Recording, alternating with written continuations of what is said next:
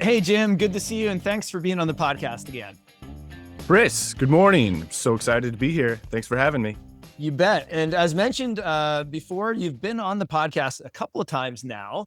I always have fun hanging out with you on the podcast here. And before we start, maybe you can just briefly reintroduce yourself to the listener and give a quick update about anything fun happening in your world. You bet. So first and foremost, I'm a winemaker. I live and work in the Napa Valley. I make wine at Seavey Vineyard up in St. Helena, which is a tiny little family-run winery. On top of that, I run the Inside Winemaking podcast, which is now in its 11th year, started in 2014. And so I'm a busy guy between making wine during the day, podcasting at night. Podcasting is something I use to get out and talk to other winemakers and really sort of build that network and satisfy my curiosity. Through the podcast, I teach some winemaking classes and do some travel around the world. So that's kind of the update. And we are in this last part of August, right on the precipice of harvest. I haven't picked any grapes yet, but it's coming next week after Labor Day. Cool. And didn't you just do your first international kind of wine tour with some of your listeners? Was it in Spain? Is that right? So 2024, we went to Spain, and then this past June, we went back to Spain and Portugal up to the Douro Valley. So got a lot of travel going. It's been a lot of fun, and I'm going to Argentina in January. When we think about winemaking, I think the first thing most growers think about is that's a lot of chemistry, and probably they think that's a lot of cleaning too, right? So, and sanitization and things like that. So, from the standpoint of chemistry, sensor evaluation, understanding fermentation, working with microorganisms, I think growers are familiar with that, working with diseases in the vineyard, for example. But, for example, does a grape grower need a background in chemistry necessarily to transition to a winemaker? What do you think? Do you get that question a lot? You bet. I think maybe the best way to think about this is to kind of just step back in time. Go back a couple centuries and think of a vigneron, someone who's growing grapes and making wine. A couple hundred years ago, I mean, these are kind of like farmers and peasants and normal people that live in small villages, especially in Europe. These people didn't go to university. They didn't have degrees in chemistry. They didn't understand what pH was. They'd never heard of these things. They knew that acidity was something that you could taste, but it ended there. So I say that all because I want to instill some confidence in people that you can do this. You don't need to have these degrees. You don't need to be a chemist. I know, because I see it all the time. You say the word chemistry and people's anxiety just like rises 3 notches right away because they have those memories from high school. And they, once they finish chemistry in high school, they never wanted to go back. That's just not up their alley.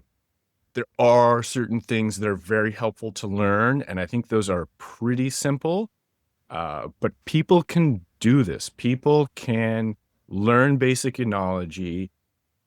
Let's not call it chemistry, but let's talk about, let's call it evaluating their grapes, kind of understanding the situation of their grapes, their jupes, and their must, and then that follows through to wine, but it's all doable.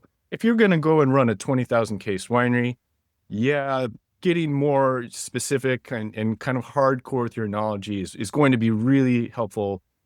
But if you're making small amounts of wine, you can do this. People can do this. It is I struggled when I was young trying to learn chemistry or, winemaking. I grew up in Salt Lake City in Utah, so very much outside of California or any sort of coastal winemaking region.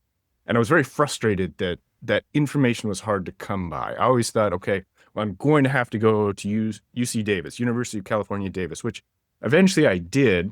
But having done that and then worked with a lot of other winemakers, had, hundreds of other winemakers on my podcast, a lot of people don't do that and they make great wine. So first of all, people can do this. There are resources right now. I mean, that is kind of the main impetus for my podcast, Inside Winemaking, to give people that free evergreen sort of podcast resource to learn winemaking, because some people like myself don't like to read, don't like books, but there are, through the internet, so many resources available now. The other thing would be detecting not just what's good about a wine, but what could be bad, you know? And I think that That's important. there's a level of knowledge you need to get to be able to detect a flaw in the whether you're smelling it or tasting it in the wine.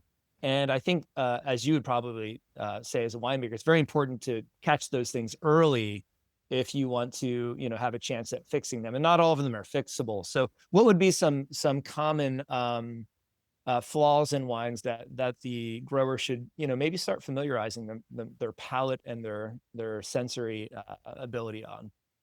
This is a great question. This is something that I ask people when they are interviewing for a job with me. Like, tell me about all the wine flaws that you know.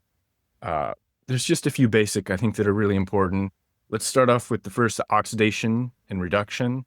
Reduction isn't a flaw, but it's something you should be able to recognize. Reduction is basically smelling hydrogen sulfide, egginess, which is decently common during fermentation, and it can mean a couple different things depending on the situation, the grape or the phase of fermentation. Oxidation is really important. I think people should learn this one, and it's easy. This is bruised apples. The chemical compound that you're smelling is acetaldehyde, but just think appley, bruised apple, or, oxidized apple juice. That tells you that your wine is being exposed to a lot of oxygen. Got it. Next, you have things like Brettanomyces, which is a spoilage yeast, very common in like a lot of old world producers. And it's another one of those kind of like reduction where is it a flaw or is it just a part of the wine? Because it could be either way. I can tell you from having Brettanomyces in the winery where I'm making my own wines, I don't want that because I don't want the flavor impacts of that on my wine. I want to represent the vineyard, the site, the year. I don't want my wines to taste like something microbiological. Brettanomyces, this is a great one where you can learn by tasting, especially a lot of old world wines, taste with other people. The flavors of Brettanomyces kind of range depending on the wine, but it's band-aidy, it's horsey. So as far as shortcuts go, I've done a podcast on custom crush operations. I know that there's some wineries that will accept fruit and do what we call an alternating proprietorship, where they make the wine under their license and then sell it back, I guess, to the grower, and then they are responsible for marketing in that case. So are these viable options? Am I missing any options? What do you see most common when a grower makes this transition?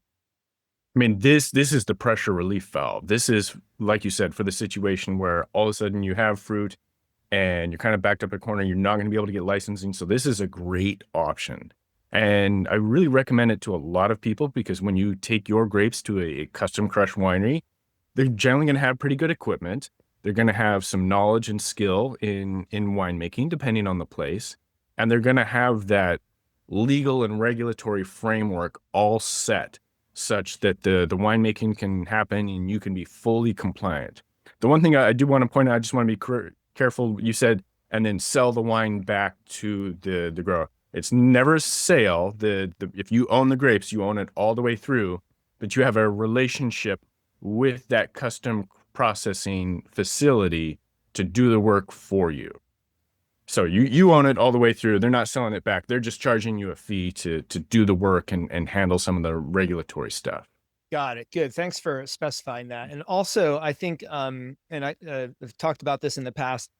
The nice part is you kind of get some hand holding. There's a winemaker already there. And I guess if your goal is to learn winemaking, you don't want to just hand it over and let someone else do it all. You probably want to be in the winery, actively involved. So my advice would be find either a custom crush or an alternating proprietorship kind of scenario where you get to go in and almost use it as an incubator where you're learning winemaking, doing some winemaking, but fortunately you have some guidance and equipment there to do it. Bring beer. That's my one advice. If you're working with a custom crush winery and a winemaker, like a winemaker is going to be super busy during harvest, especially if they're custom crush with, it could be tens or just many clients. They're going to be busy. And so, yes, a good winemaker will teach you and go along the way, but incentivize them a little bit. Make sure that they're going to take care of your wine first before other people's wines. And that's relationship management. That's just building a relationship.